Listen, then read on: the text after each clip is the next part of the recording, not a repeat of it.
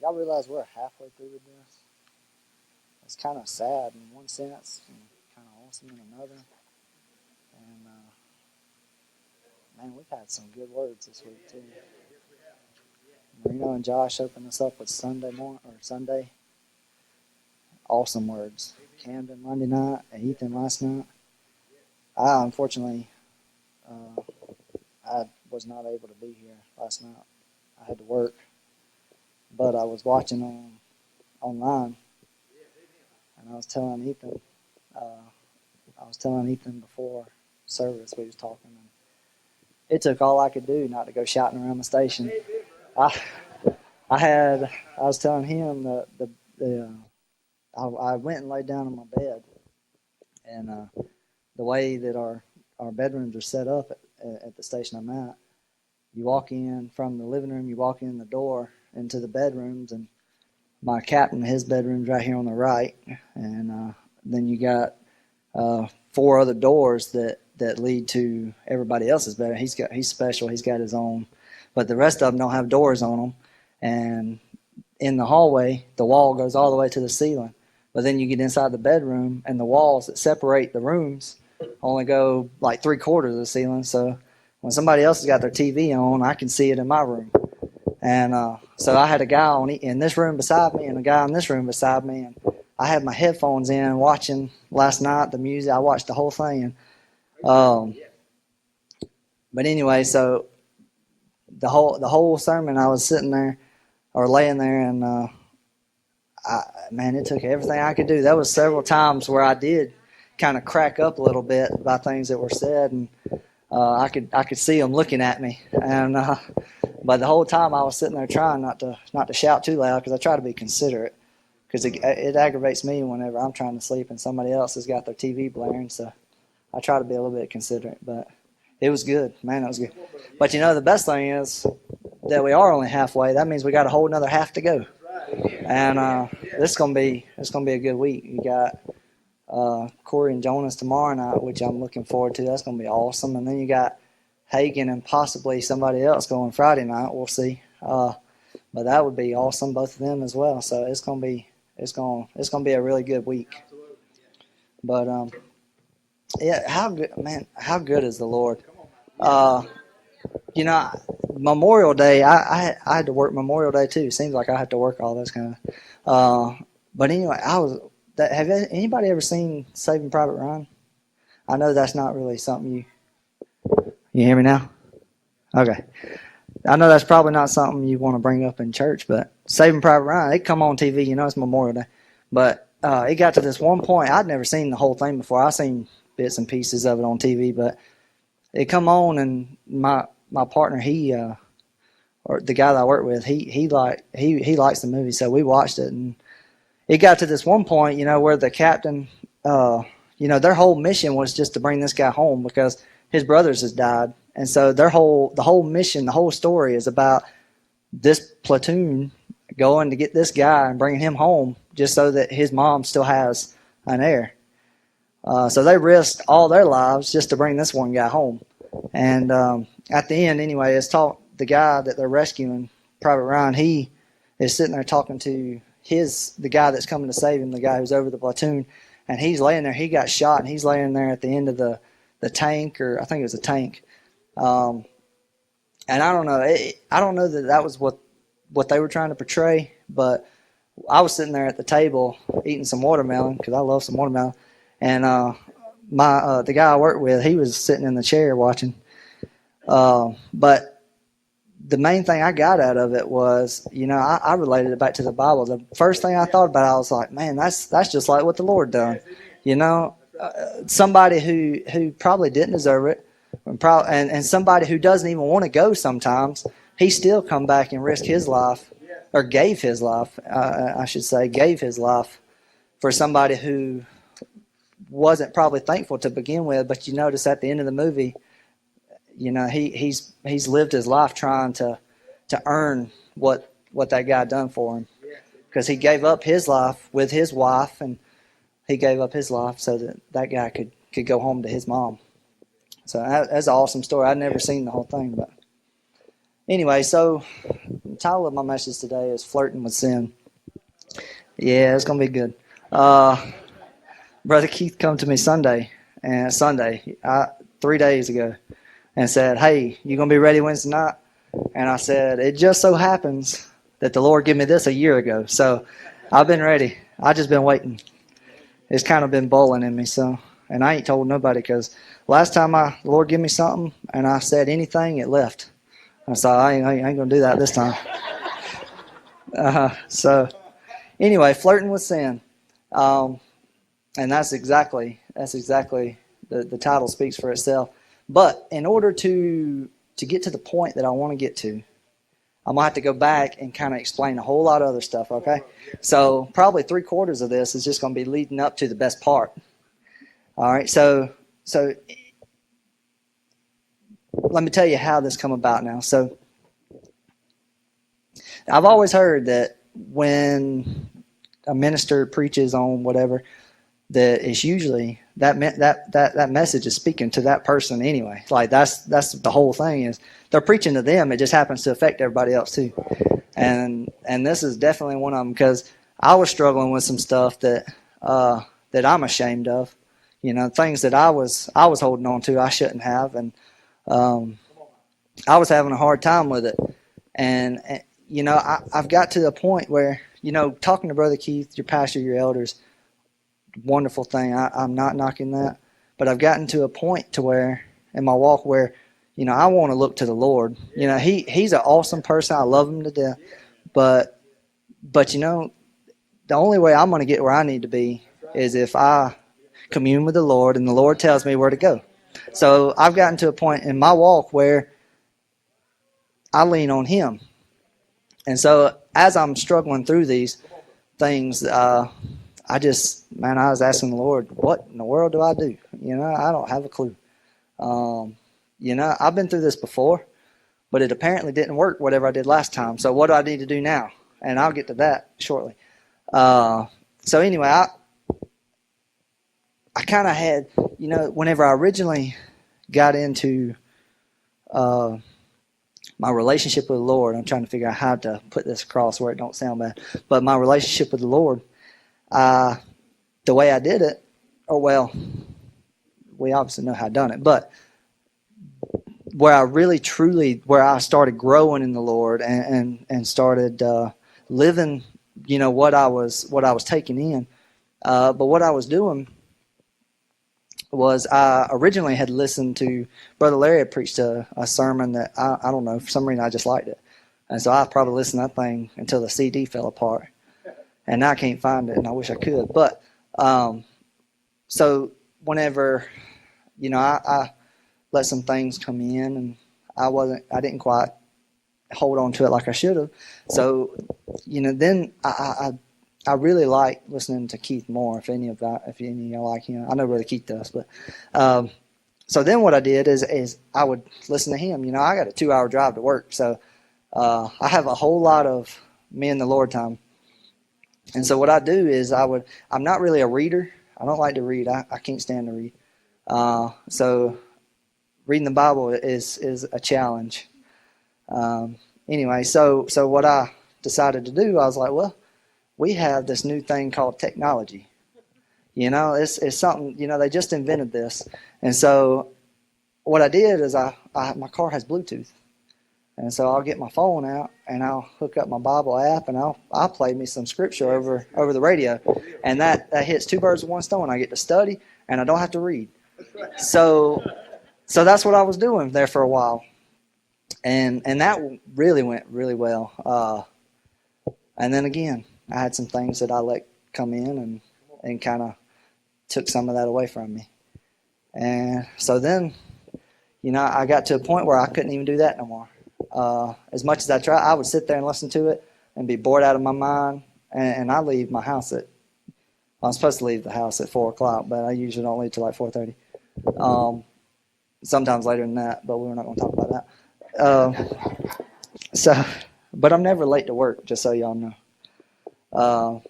Anyway, so I got to a point where I was, even just listening to the Word, I was falling asleep and just could not couldn't really get into it. That fire wasn't there anymore, and it just was kind of monotonous. So I started listening to some Keith Moore messages, and I really enjoyed him. I really, really enjoyed him. And man, I probably listened to everything he's got 2 or 3 times. And if you've ever been to his website, he's got a whole lot. But anyway, it got to a point where it was almost like the children in the desert, the manna. For a time that was okay. But then it got to that manna started to sour.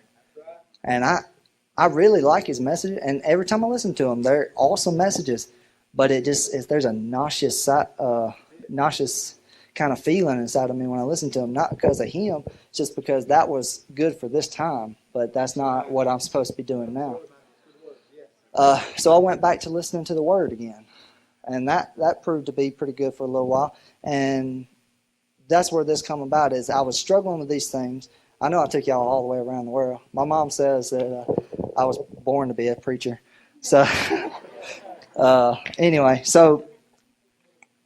however, I was on my way to work, and I was struggling with these things, and she's embarrassed now because I called her name.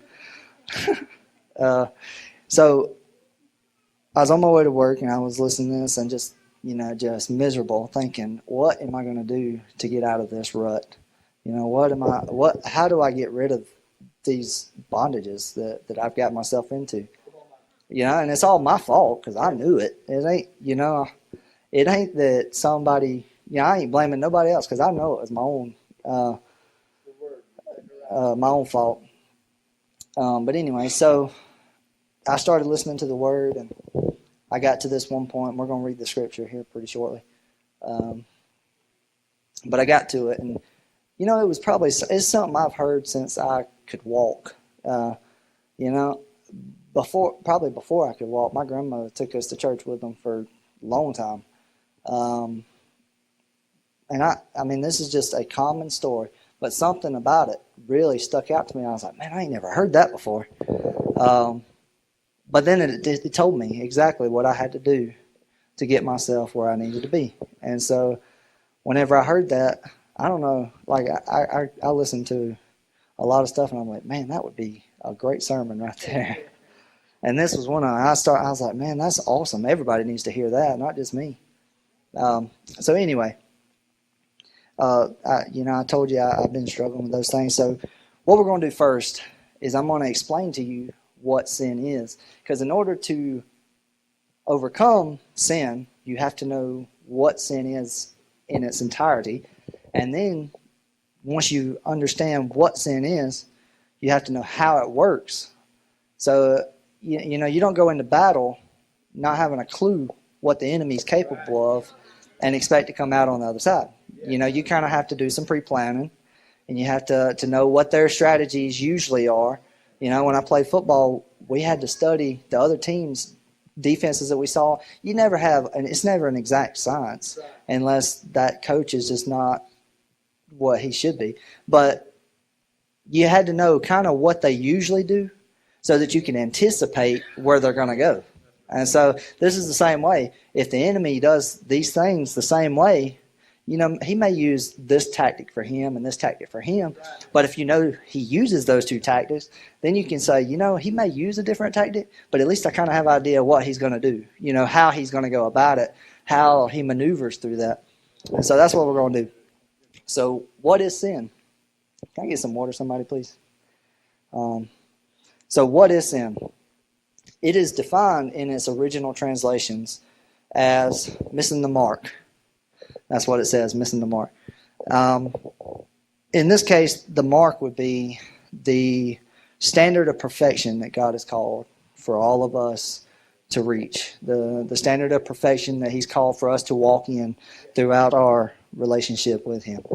I was telling Ethan, too. I'm sorry. I know I'm getting off on tangents, but I was telling him earlier. I wrote probably half of this down before I realized. I was like, man, there ain't no scripture in that. I might need to do something about that. So I threw one in just to make sure I had one so nobody would say nothing. So here it is. Romans 3:23, all have sinned and fallen short of the glory of God. So now we all have scripture. So I got some more coming up later. I ended up having some, but But at the time, I was like, ooh, they might not take too kindly to that. So there's that. All right, so in modern terms, thank you. You're awesome. My mouth's dry.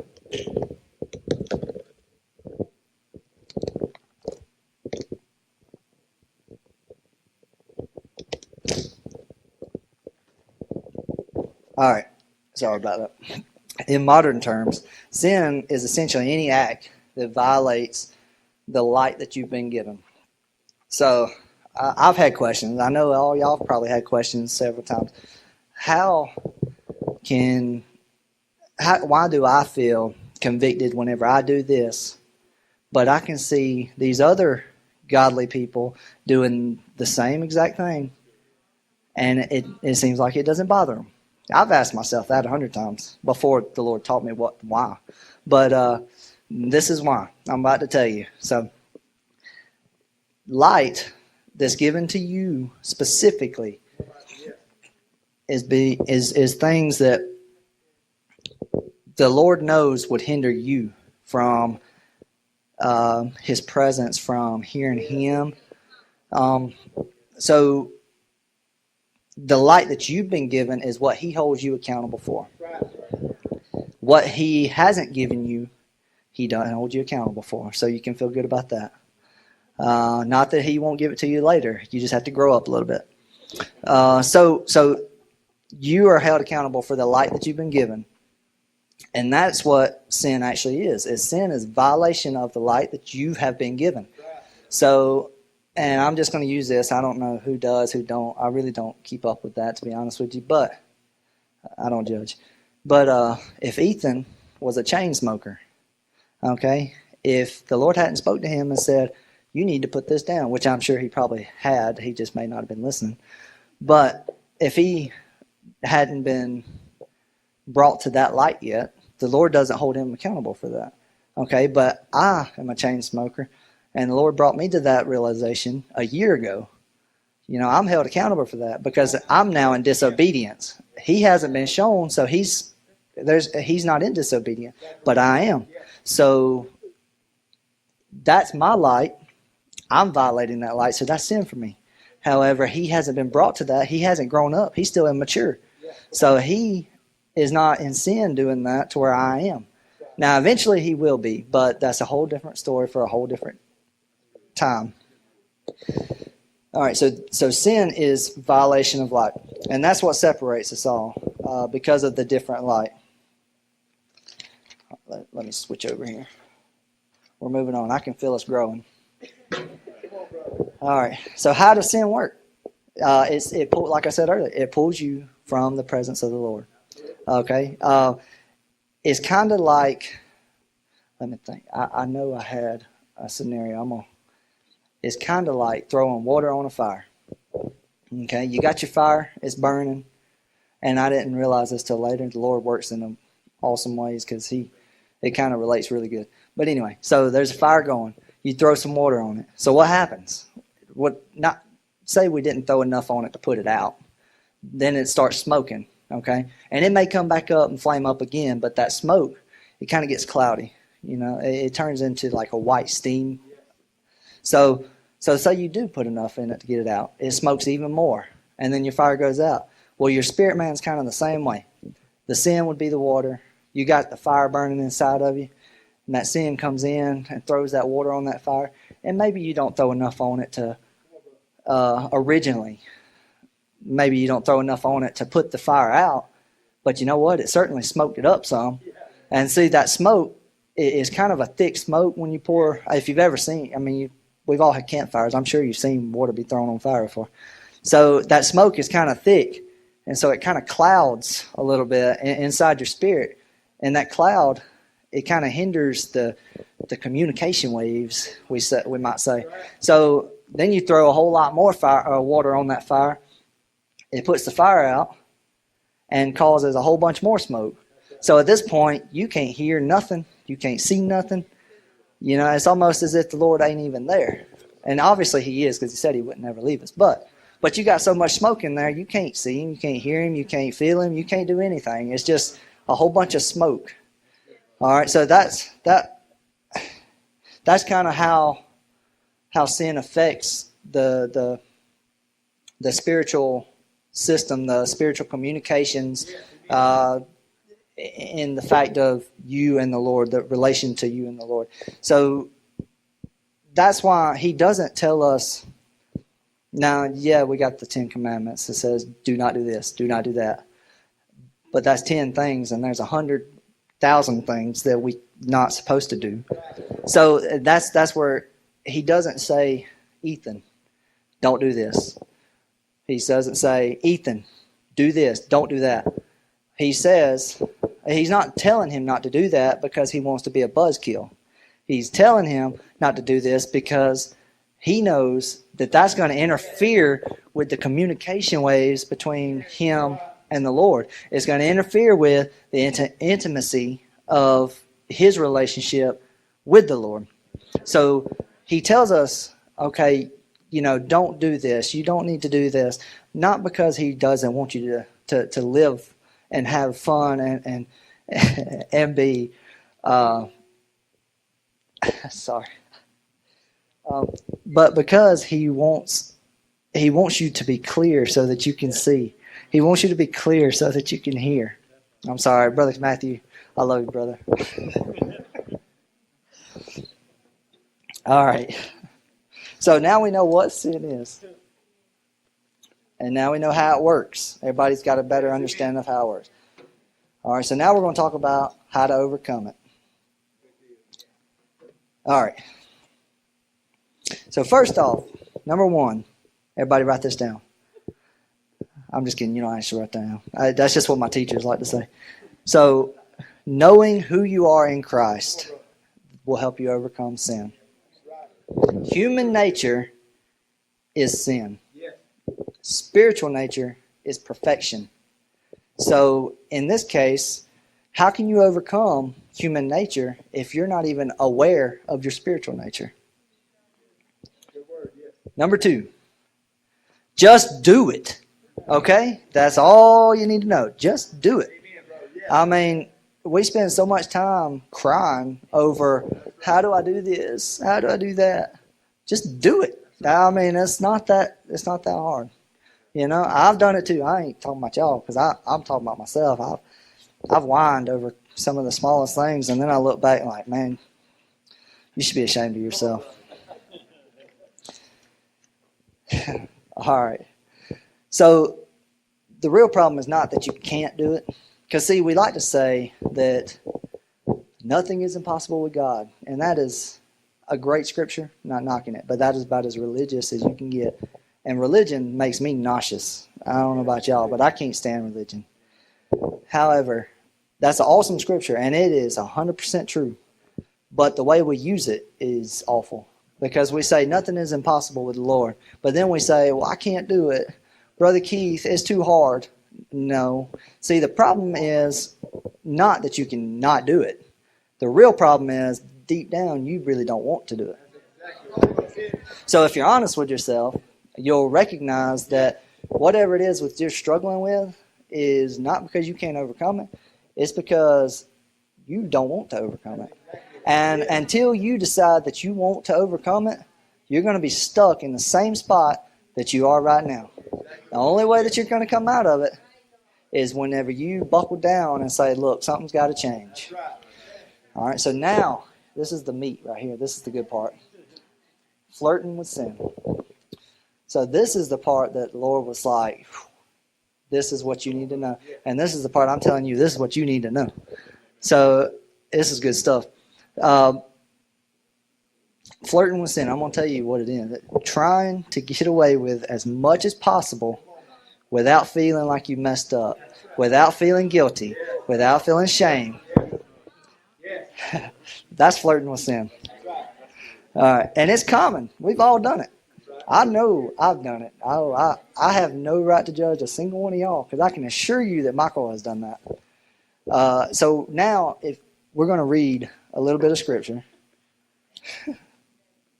And I actually had this one, so I didn't have to just throw this one in there. This one actually pertains to it.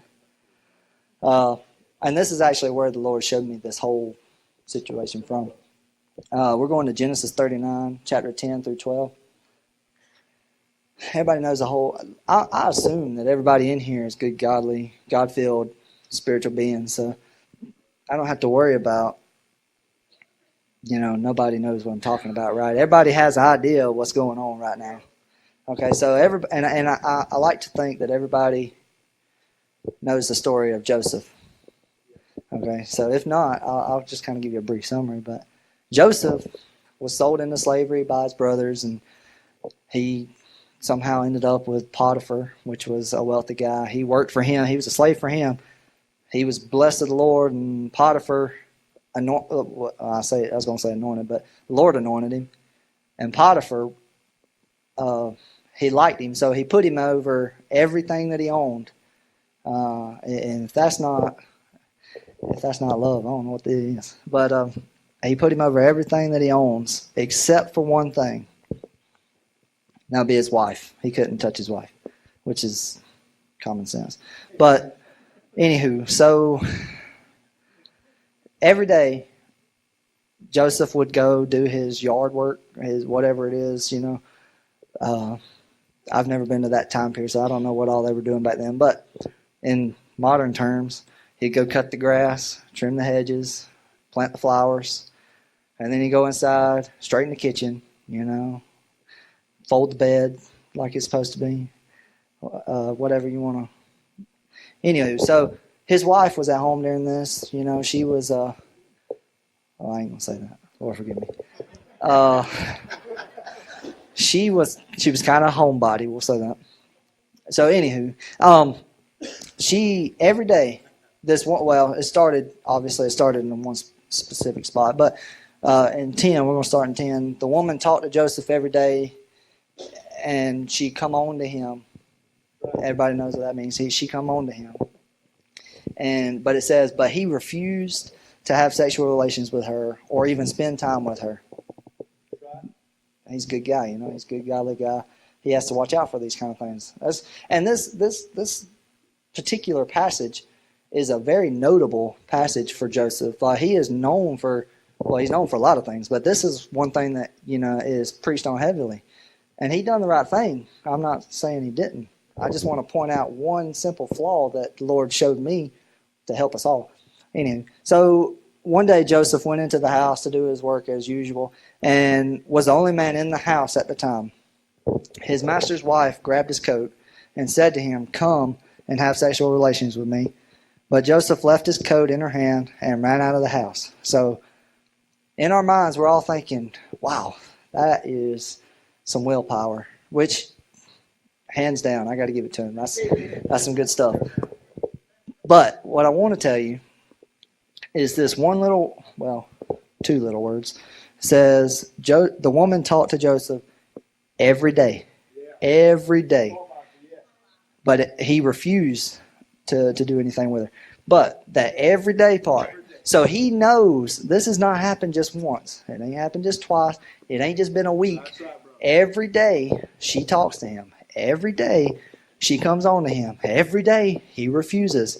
So in this case, why would he have even put himself in that situation?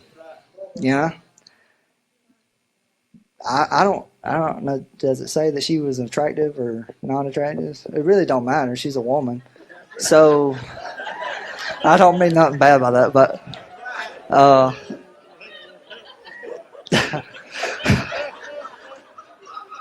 anyway, so every day this happens. Every day. Try to get away from that one.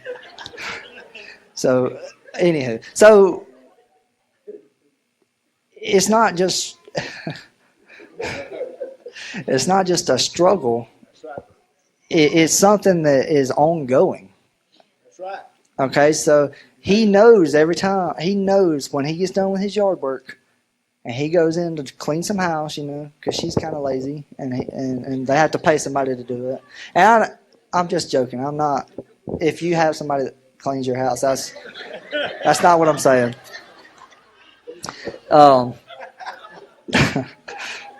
But anyway, so I'm gonna beat up, put my foot in my mouth.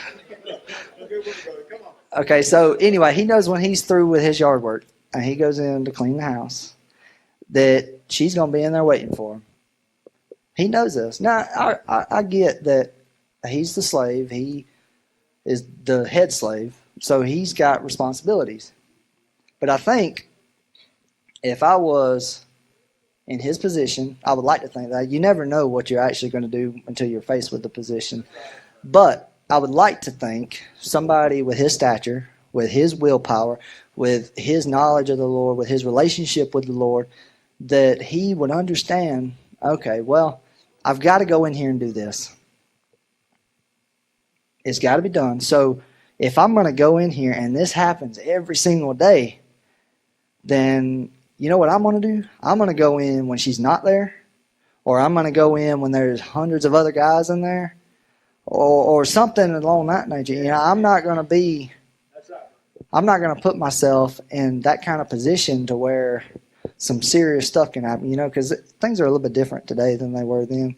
You know, Potiphar could have easily killed him or had him beheaded for what he thought happened. Now, obviously, the Lord had other plans for Joseph, but in that time period, they could have cut his head off for even just a mere acclamation that these things happened when they really didn't. And it says it didn't, so we know it didn't. But he could have been in some serious trouble for this. Anywho, so I would not dare.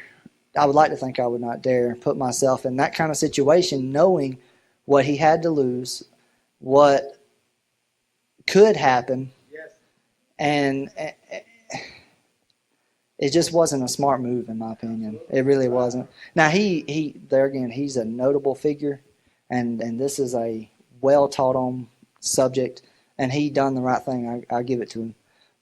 But he done the right thing whenever he was in the wrong spot at the wrong time. Because there was nobody else in the house at this point but him and her. And he knew that days, weeks, months, years, however long it went on, before this, what was going on, and then he's going to go in there, and it's just the two of them.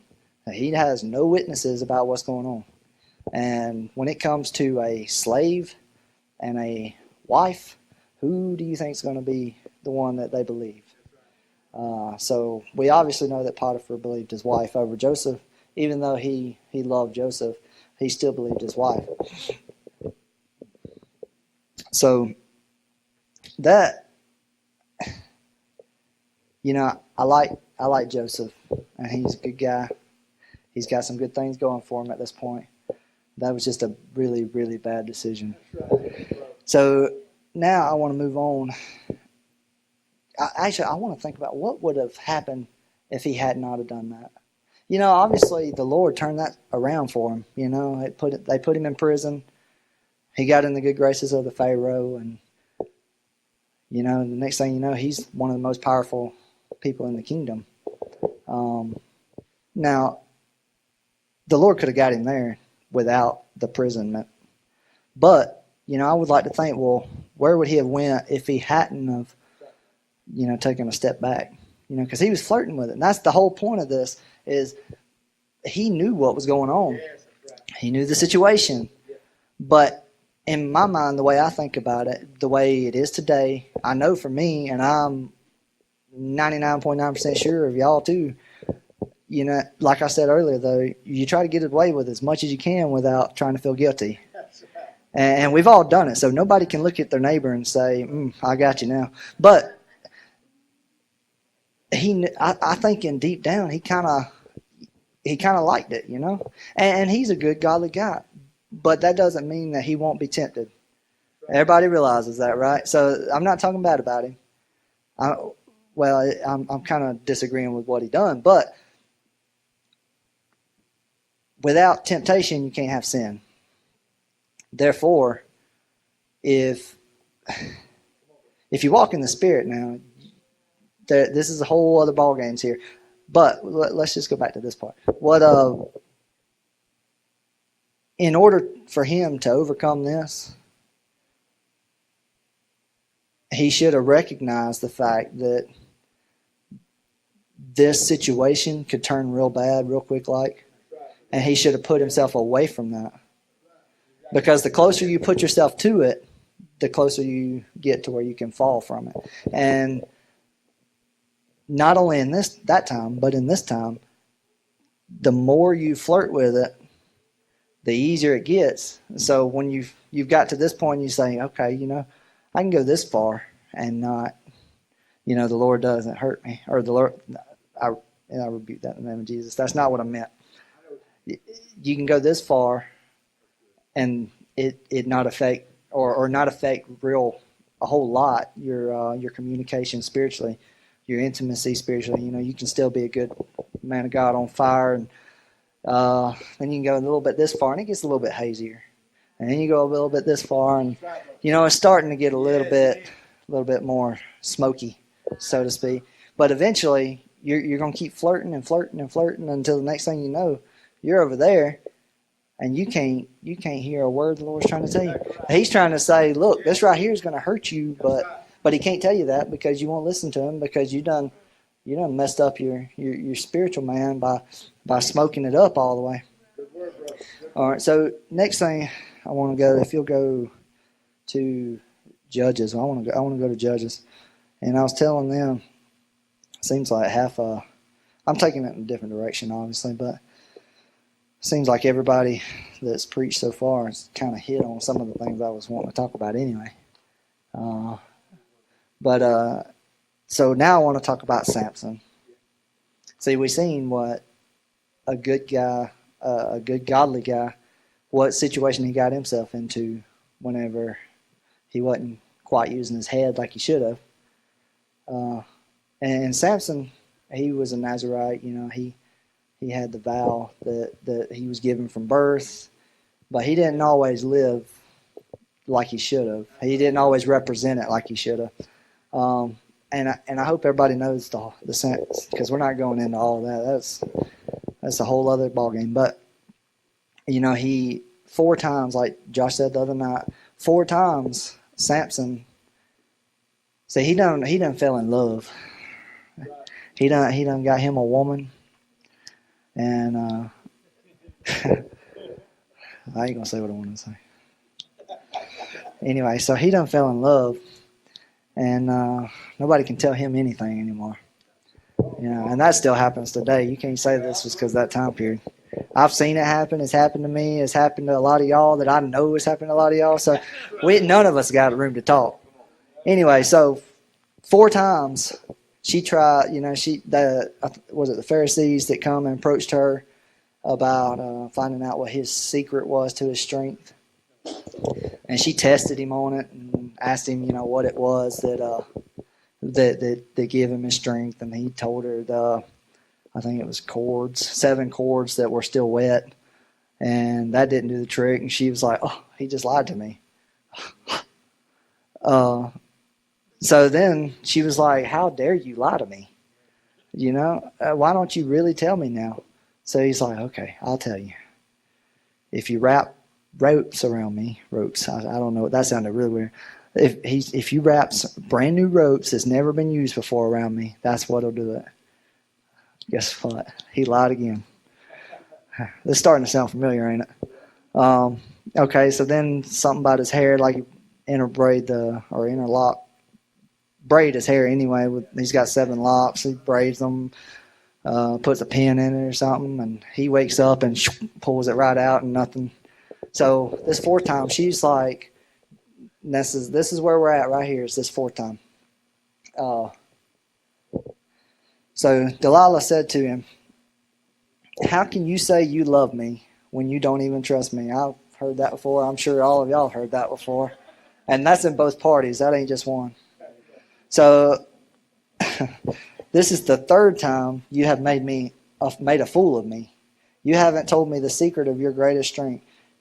So she kept bothering him. And in the Amplified version, we didn't have the Amplified version, but I liked how it was wrote out in the Amplified. It said, what was it? How did it say that? I don't know. I think it may have been that she nagged him or something like that. I just like that wording because we hear that a lot. There's a lot of nagging that goes on. So anyway, she kept bothering him kept nagging him, saying, what's the deal here? I thought you loved me. I thought you wanted to be with me. So how come you keep lying to me about this? Which we're not going to go into that. That's a different thing. Anywho, so after 3 times of him telling her or her asking and him telling her, well, what is this that's going to cause you to lose your strength? You would think he would be smart enough to know, hey, she's done this 3 times. Why should I tell her now? Because we know what's coming next. It ain't like, it's kind of like one of those cartoons where you're waiting on the anvil to drop. You know it's coming, you just ain't seen it yet. This is about as common sense as you can be. 3 times he's done told her one thing and she's done tried it on him. So what makes you think this time's going to be any different? All right, so here we are. So he told her everything. He said, I have never had my hair cut because I have been set apart to God as a Nazirite since I was born. If someone shaved my head, I would lose my strength and be as weak as any other man. So here he is, just dropped that bomb. And what does she do? She cuts his hair off. He should have known. He should have known. Anyway, so he kept flirting with the fact that I love this woman. She's gonna be my sugar mama. He kept flirting with that. He kept saying, no, she wouldn't do that. She wouldn't do that. She's too sweet for that. No, honey child, she's not. She cut that hair off and didn't think twice about it. And what did it cost him? It cost him not only his eyes, his vision. They gouged his eyes out. It cost him the rest of his life working for these people. What was it? Philistines. Yeah, that's right. Yeah, slipped me mind. Sorry. But it cost him his eyes. The rest of his life, he worked for the Philistines. I like to think he was making car tags. Because that's what they do, right? So he done that for the rest of his life, and he was miserable. I mean, he had to be miserable. It don't say that, but that's reading between the lines. How can, if he liked it, and that's anyway. So my whole point is this: he played with the fact that he was in love, and he played with the fact that she was too sweet to do that, instead of focusing on, well, what does the Lord say about this? Because I would like to think, well, actually, I know the Lord would say, hey, this is not good for you. This is toxic. This is going to cost you a lot if you go through with this. So, but he kept playing with it. And what did it do? It cost him. And so the difference in Joseph and Samson, though, both of them playing with sin, playing with the things of God. And the difference is Joseph was smart enough to recognize the fact that he was getting in trouble, and he got out of it before it was too late. Samson wasn't that. He didn't. And so it cost him. There again, it cost him his eyesight.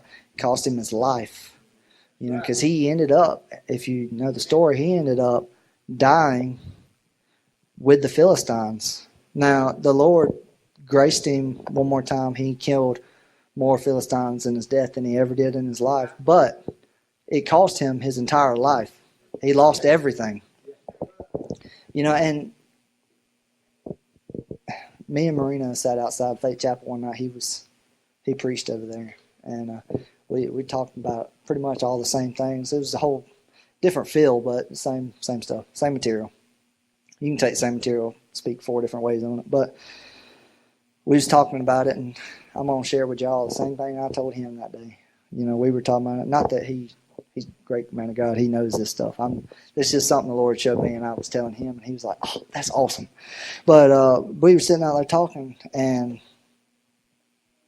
we were talking about the things that were, the bondages that were coming against us, the things that we were struggling with. And I said, look, man, this is something the Lord's shown me, and I think it'll help you. But I told him, I said, you got to figure out what's more important to you. Is it this thing that we're struggling with here, or is it where you want to be with the Lord. I also, there again, told him this too. And I'm speaking to myself because I can assure you, since that day, I've screwed up several times that I'm not happy about. I'm not pleased with at all. And I still do. Now I'm preaching this to you, but there again, this is all me, because when I say that I've been through this, I'm not talking about, 2 years ago. I'm talking about struggle with some of this 2 weeks ago. Last week. It's a constant cycle, it seems like. And, the Lord has blessed me and helped me out of a lot of that stuff. And that he is awesome, Thank the Lord he doesn't call people that's deserving, because I know I'm not deserving. But it's things that I've been through recently. This is not something that's been in the far distance. I'm just telling you about years later. This is days ago, and so I'm still learning myself, but I want to help you learn too. But I told him, I said, man, this right here is something, and I'm not going to go into detail what we were talking about, but I said, man, this right here is something I've been struggling with. And he's, man, I am too. He said, it's a constant battle, not that we want it to be, because we both love the Lord. We want to serve the Lord with everything we got. But it's this little, thing that keeps right here just like this, and it keeps wanting to come back, keeps wanting to come back. And there's been times that, man, I've went through it and come out on the other side and been like, I got it now. I got it. Up until that next time, and I'm like, man, where did that go? But I told him, I said, man,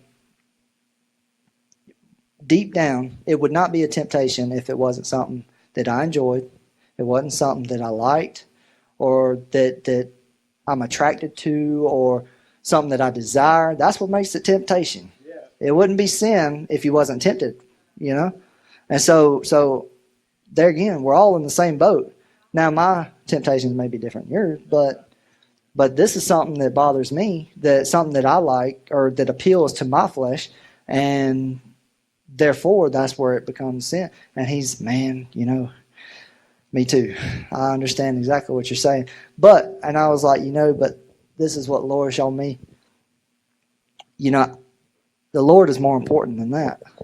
And I do not want to die tomorrow and say, Lord, I just couldn't give it up, But, and this is the whole point I wanted to go to with that was, if you're struggling with this right now overall, the Lord may be the most important thing to you.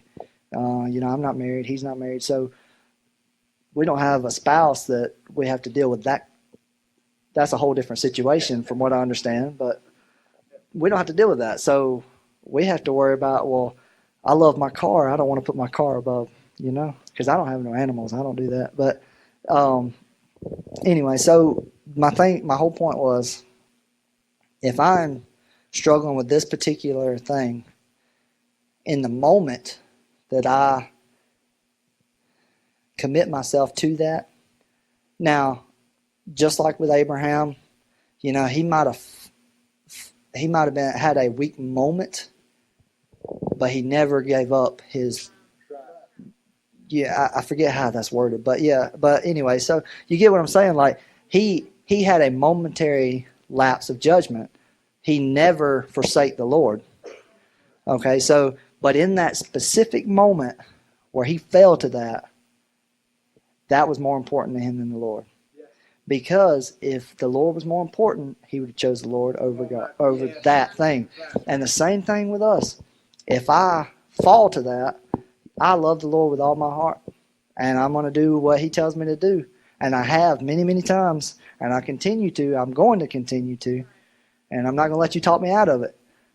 However, the moment that I fall to it, in that split second, that was more important. And I want y'all to remember that, because I told him that, and I know he remembers that.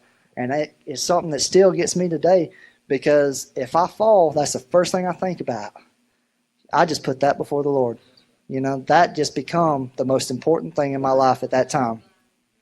And I don't ever want to do that. And I know y'all don't ever want to do that.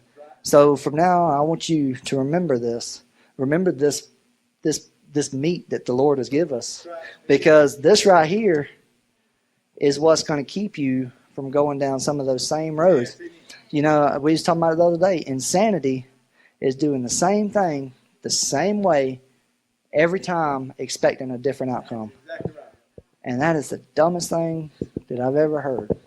Now, that's a true statement. I say it's the dumbest thing I've ever heard because that is common sense, but we do it all the time. You know, I want to get closer to the Lord. So what am I going to do? I go back to the same thing I've already been doing. Well, that has obviously not worked. So I think it's time to change something up. Right?